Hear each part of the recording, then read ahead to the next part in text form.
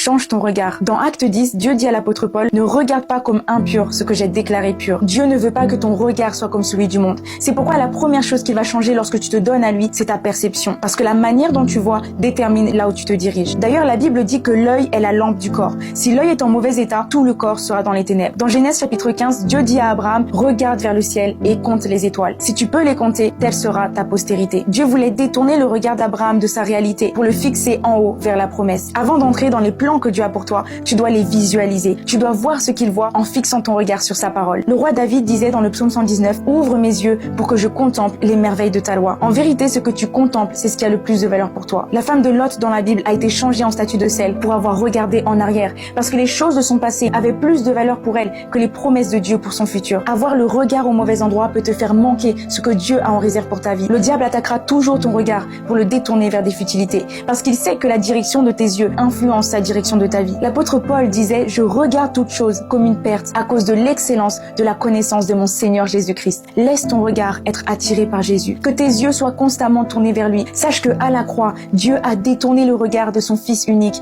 pour le tourner vers toi. En réalité, avant même ta naissance, les yeux de Dieu étaient rivés sur ta vie. Il est dit dans le psaume 139, quand je n'étais qu'une masse informe, tes yeux me voyaient. Là où tu es, Dieu te voit et il t'aime. Sois béni.